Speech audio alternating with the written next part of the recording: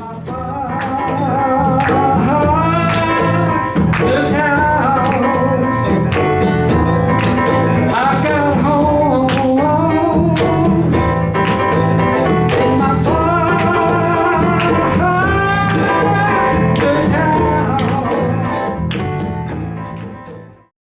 emphasized a foundation principle that we are created in the image of God. That is the most important idea in all of human history. We are created in the image of God. That signifies that we have a burden of relationship. We are born for relationship. And the relationship involves norms or principles. Just as God is a God of love, God is also a God of law, of order, of morals, of principles, of ideals, of ethics. So we have the burden of relationship based on principles or ethics. And it's a systematic burden because the relationship with God has meaning and value in terms of how we relate to each other, how we relate to the environment, how we create meaning within ourselves. So, for example, 2 weeks from now, we'll talk about a theory of education, principled education. We each have strengths within us that have to be drawn out. The very meaning of educare, to draw out, means to educate. We are drawing out the strengths within us, and in relationship to us, we all live in relationship. Consequently, it's necessary to see the systemic nature of relationship. So when we talk about sustainability, much of what is written about sustainability involves material kinds of issues. In other words, the classic definition of sustainability a number of years ago, the United Nations Brundtland Report defined sustainability as meeting the needs of the present, I shouldn't have said myself, meeting the needs of the present without compromising the ability of future generations. I'm not sure we need it. That you'll find that quote used almost always when it comes to environmental problems, when it comes to energy efficiency, things of that sort. Even the concept of reduce, reuse, recycle, that's almost become a cliche in communities and in various organizations, largely involves material things that basically it's a concern for environmental sustainability, pollution, greenhouse gases, global warming. Obviously, these are major kinds of problems. But if we look at these problems from just a material point of view, in many ways, they're unsolvable. We can make progress, we can do many good things, but it often does not solve the ethical, the moral problems of relationship. The principal point of view of sustainability is that we have to look not only at the physical nature of the environment and our behavior in terms of the environment, but also many other dimensions in terms of our relationship to each other and the degree to which we fulfill our own potential. Ultimately, it's the burden of love. To have a sustainable environment, ultimately we have to love the environment. But we can't love the environment unless we've developed the love within ourselves. And then the burden, of course, is not only to love the world, but to love each other. Those are the basic principles of the great Western heritage and religion. So concern for environmental sustainability from a unification point of view is that the problems are not just environmental. There's social justice issues, poverty, homelessness, affordable housing, many things that involve the social issues, which even if we can solve to a large degree these material problems, they don't get solved if we have people who are suffering in poverty, without homes, without adequate kind of housing. The cultural issues involve lack of community, isolation. Many of you have probably read Robert Putnam's book, fellow professor at Harvard, called Bowling Alone. The thesis of his book is that more and more people are not bowling in teams, we're not relating in groups, but rather we look for isolated experiences of pleasure. Consequently, there's a fundamental breakdown within ourselves because we need each other. Human beings need community. We can either have bad community or good community, just like we can have bad love as well as good love, bad relations as well as good relations. The question is, how do we take the norms, the principles, the values, the ideals that guide us on one level to other levels.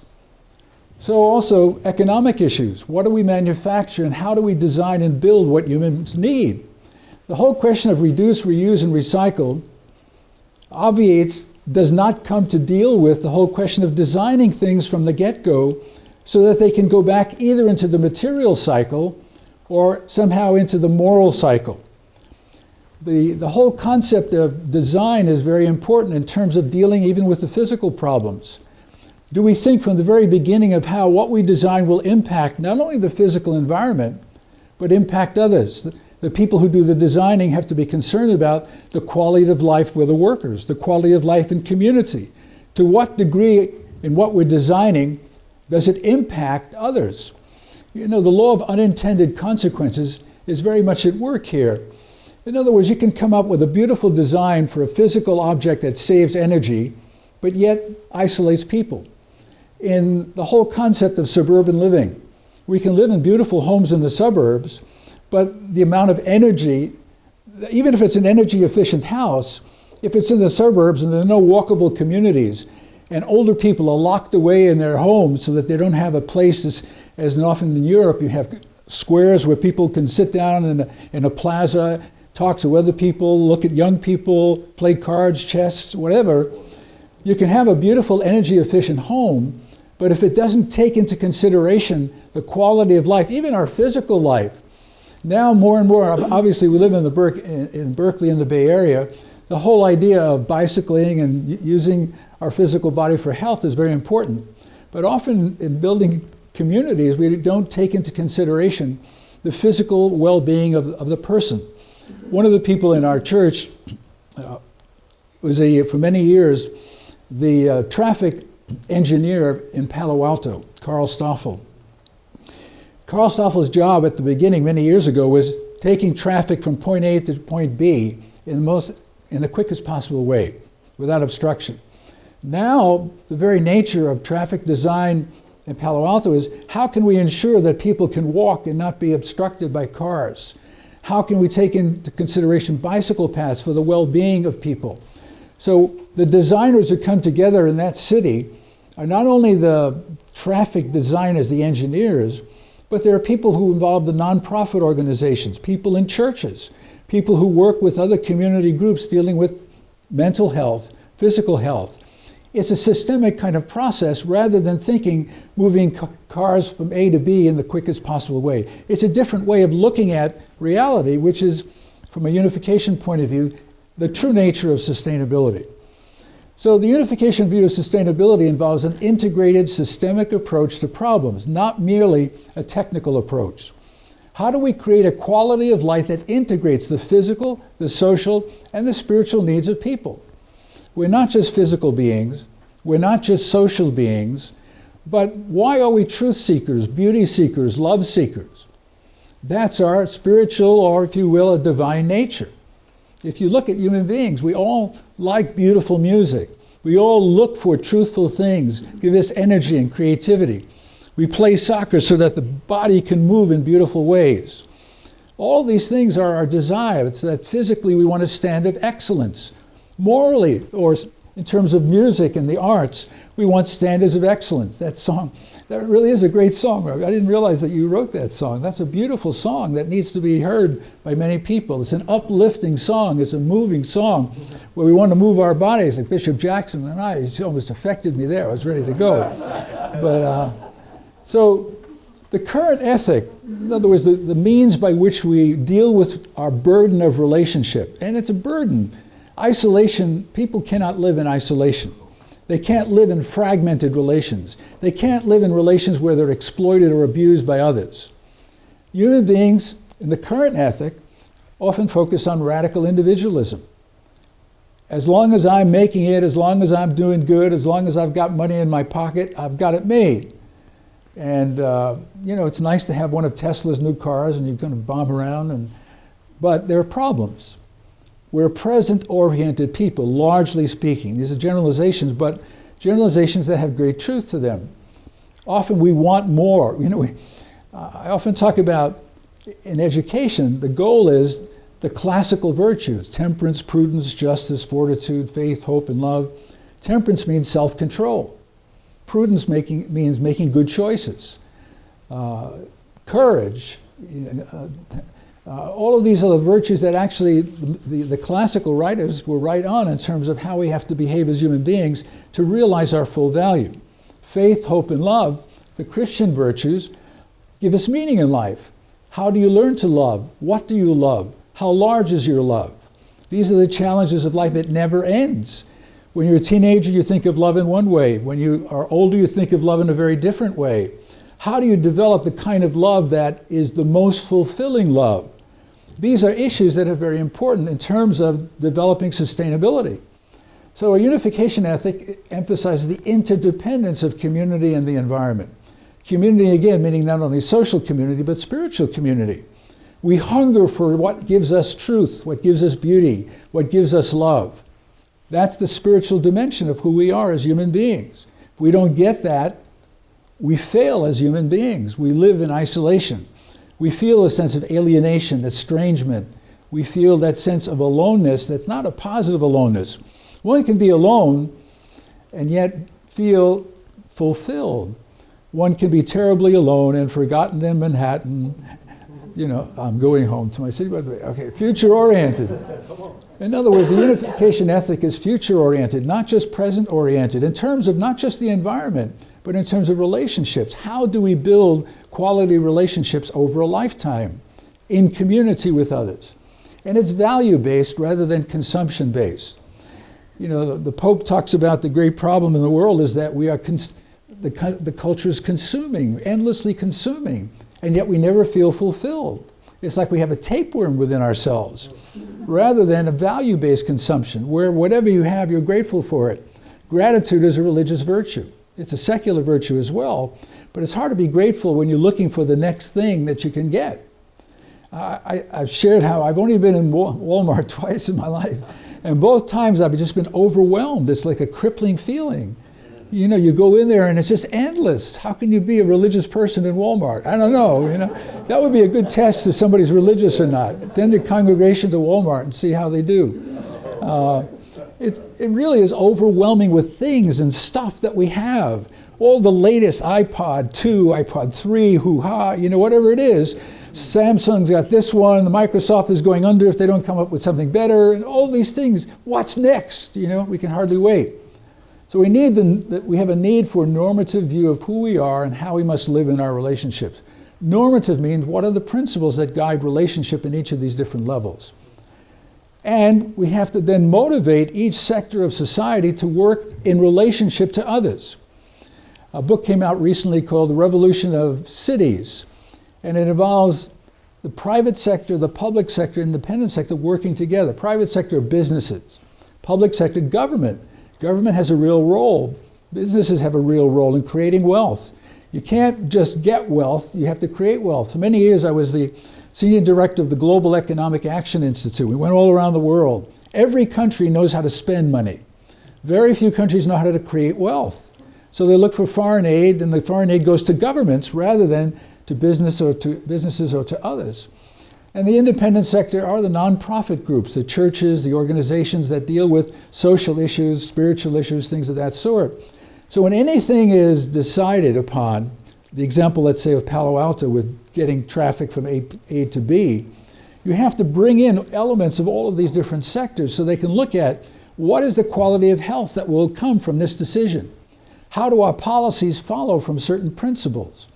So it's necessary in any situation to bring in all of the elements that will impact the social, the spiritual, and the individual well-being of people. So that's the significance of that, the normative framework that is the unification principle.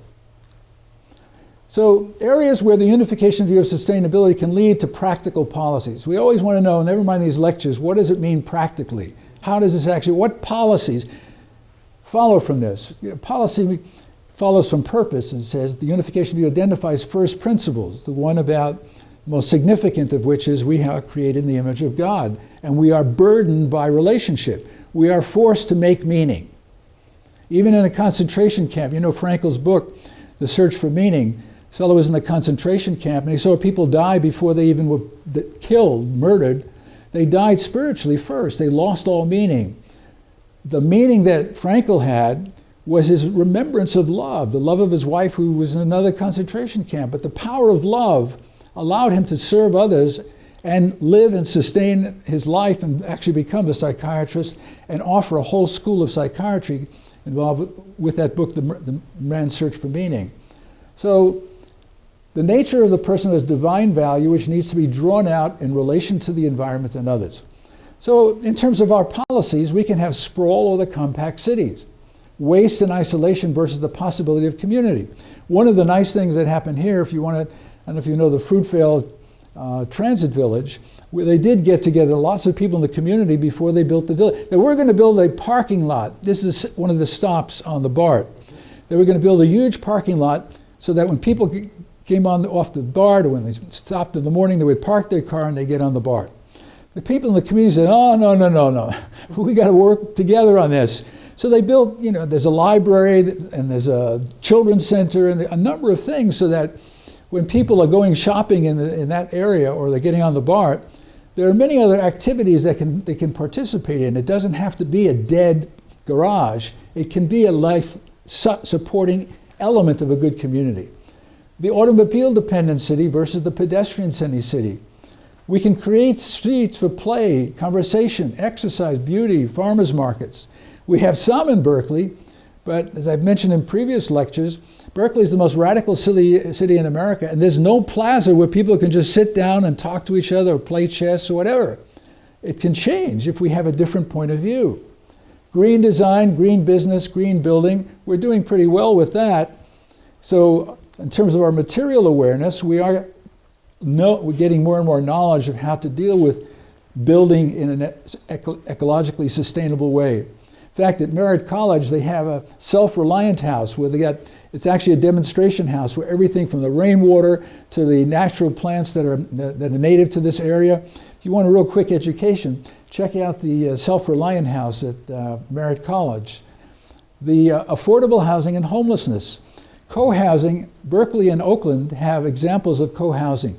Co-housing involves people who have their own individual living units, but there also is a central communal unit where they can cook their dinners together or have entertainment together, what have you. So Americans need their own space, but they also need to be with others when they choose to do so. So co-housing, if you look into that, has a lot of dynamics that enhance the quality of people's lives in the city. Same thing happened for Habitat for Humanity.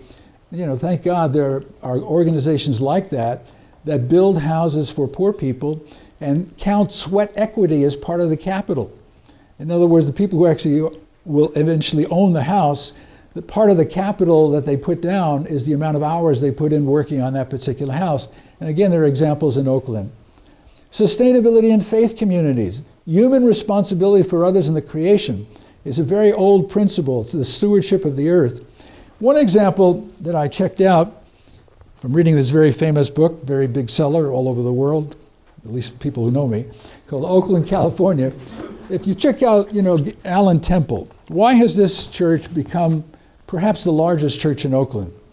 They have a community outreach center, an emergency food program for the needy, a free clothing pantry, a community health fair, case management services for people living with AIDS, the Allen Temple Haight-Ashbury Recovery Center, a clinical program to assist people recovering from substance abuse, 6 alcohol and drug recovery support groups, anger management and domestic violence prevention, classes with over 350 current enrollees, a senior citizens activity program, a youth sports and recreation program, a tutorial program for youth and children, a federal credit union, a job information center, 3 senior citizens complexes totaling 175 complex units, Allen Temple Manor with 24 units of housing for AIDS patients, a family life center, including 22 classrooms, a gymnasium, a dance studio, a library, a computer literacy center, a children's center, and administrative offices.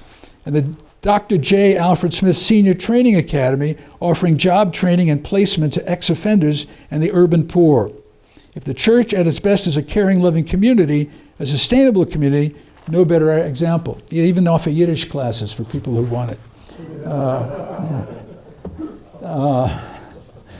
I mean, you wonder why churches grow or any organization grows. They're serving the needs of people. Not a need, but the many-sided needs of people. We are many-sided, and we need people to attend to our needs.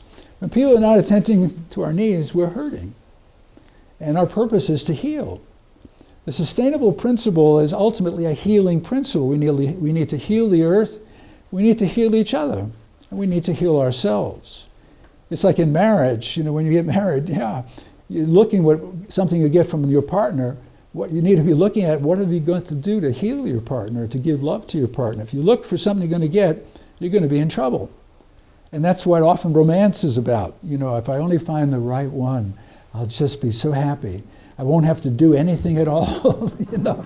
I'll just be loved. Well, it doesn't work that way.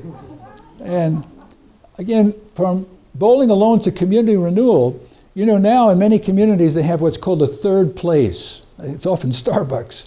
In other words, you go from your home to your office, but where do you meet other people where you can just sit down and have a cup of coffee and just chat? You need a third place. In Seattle, there's an interesting third place where they have a cafe, but also a part of a library, and they have pool tables and ping pong tables and other kinds of things where people can just sit.